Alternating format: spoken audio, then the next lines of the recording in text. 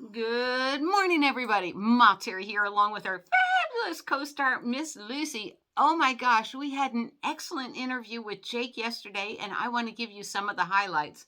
Ready, Miss Lucy? Aw, she's so sleepy. All right, you can go back to bed, okay? There we go. Now I have Miss Shelby. Oh my gosh, Miss Shelby, are you going to be a stealth camper too? Yes, you are. Isn't she just adorable? She is like the cutest little puppy. Oh, Jake, by the way, I forgot. Zippers make some nice earrings. These are seashells over here. So, all this stuff really makes nice earrings. This is paper, of course. All right. Oh my gosh, that was so exciting. So, Jake from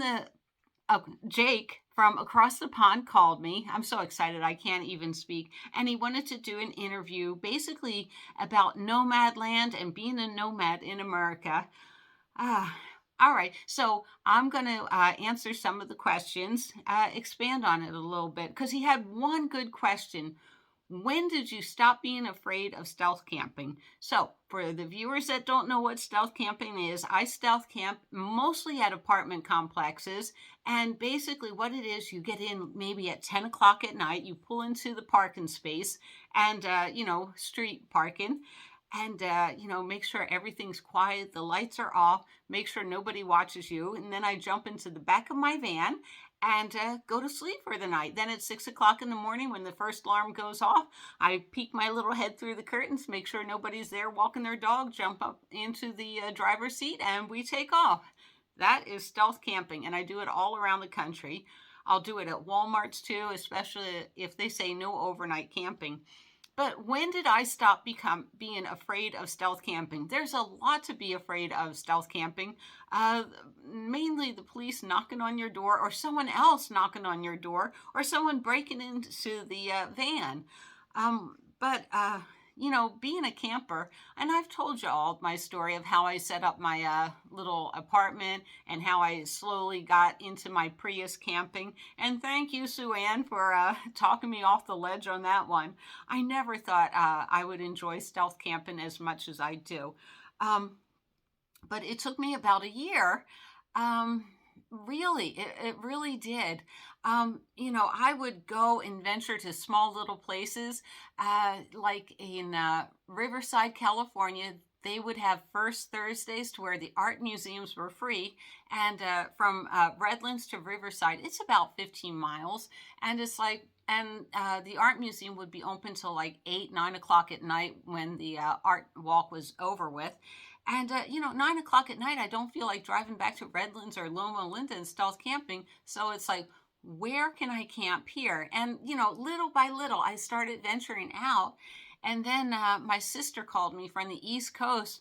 And to her, it's no big deal. Are you going to drive back east and visit your family? And I think I did my first west to east coast trip 7 years ago. I was terrified. I was so terrified that by the time I got to the East Coast, I left within like 4 days. I hadn't been around my family. I hadn't learned to explore anything. I absolutely hated my first trip around the country.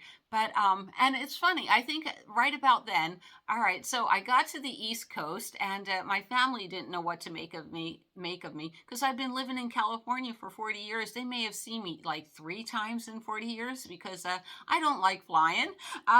And they didn't know what to do with me. And I remember my little sister Linda. I was in New Jersey for 4 days, and she's like, "Hey, are you coming over to the house?" And I'm like, "I'm in Ohio," and she's like, "I understand." My family can be that crazy. Yeah, they could. But I think it was on that drive back to California that I started saying, you know what, this is fun. I think I actually dropped down and went to New Orleans. And, being an explorer, I was not an explorer at the time. And it's like I started. As I was driving, what's off this exit? Oh, there's an all you can eat Chinese food buffet. I think we're going to pull over now. And doing things like that. I think the first year I actually said I went to basic training in San Antonio, Texas. And I remembered the Riverwalk, and it's like, don't you want to stop? And it's like, yes, I do. And, okay, where am I going to overnight park? And in San Antonio, Texas, where the Riverwalk is, oh my gosh, that was my first Whataburger experience. Uh, I noticed that that Walmart, maybe I didn't want to camp there. And so I found a Walmart like 15 miles away or 15 minutes away. It was something like that. And it was nice and clean and in a good part of town. And so I could do the Riverwalk. I think I did it for 2 or 3 days. It was so much fun. And so I think that year I burned off a lot of anxiety about what I was doing. But I stuck mostly to apartment complexes and Walmarts. And then pretty soon I started adding other things into my repertoire, whether it be a Denny's or a Home Depot. I know over at Petrified Forest gas station that I stayed at, slowly I started putting tools into my little thing.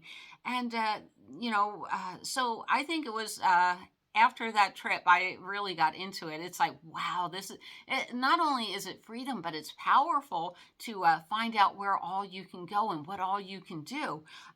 It was amazing. I could wake up at the boardwalk in Atlantic City and go down the boardwalk. It was absolutely just, it's like the possibilities were endless to this lifestyle.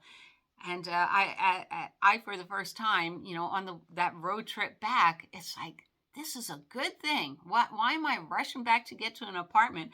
And why am I rushing back to get to Redlands? I didn't know. But I was in a hurry because Redlands is my home. It is my home. But now it's not so much my home. And then where was my next trip? Because I'd winter in Redlands. I just hung around the area a little bit. But I think Laughlin, Nevada was calling me. The 7 or 8 casinos out there.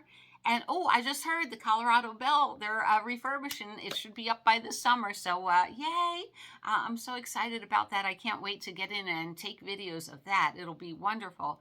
But then I made it to Laughlin, and even though Redlands is still my home and everything, Laughlin had a lot more to offer me in terms of, I didn't have to be so stealthy at the casinos. And in the morning, I could take Lucy to a wonderful dog park. And I started really experiencing the sense of freedom. It's like down at the dog park and Rotary Park, it's huge. You can take your boat down the ramp and put it on the river. You can go fishing. You can walk for miles along the Colorado. I think it's the Colorado River if you want. I should know this by now, right? And what I enjoyed doing was just sitting in my van during the winter and making jewelry. And it's like, this isn't such a bad lifestyle. And I think that year that I made all this jewelry, then I went back to Redlands and sold it during Art in the Park. Um, but it's like I was beginning to see the possibility. But at the same time, as I was learning how to do this, my 1 bedroom apartment went from $900. Well, I had a studio before that. That was $750 a month. But the last thing I rented was $900 a month, and then it went to $1,100 and $1,500. Then it went to $2,000, and now it's at $2,400, almost $2,500 a month. And it's like, you know what? I can have stuff or I can have experiences, and I'd rather have experiences. I really would. And so that's how I overcame my fear, is just every day doing something a little different. Today's challenge was get on the map book and map out all the casinos in Washington and Oregon, because I like stealth camping there too, especially the ones with the hotel room. And it gives me something to look forward to instead of holding on. Now we do this all the time. If you're holding on, how can you receive anything? You can't. So you got to open up your hands, which means nothing in them, to go receive. Yeah, so I hope this video helped you all out a lot. If you have something that you're afraid of, go ahead and write it in the comments below. I was also telling the interviewer, Jake, that I was terrified of my little butane stove. For a year, I didn't cook in my van. That was the bubble top van when I had that. I was so afraid I'd asphyxiate myself or I'd blow up the whole car. It's like all these crazy things. And then once I started doing it after a year, It's like, come on, this is easy peasy. No need to eat those cold cans of Chef Boyardee anymore. Cold soup. Oh my God, those are the disgusting years. Life is so much better when you can heat up your food. It really is. But it just takes time, persistence, practice, learning a new skill every day. Yeah, that's about it. All right, guys. Like I said, if you have any questions, put it in the comments below. And I appreciate you all, and I will see you down the road. Bye.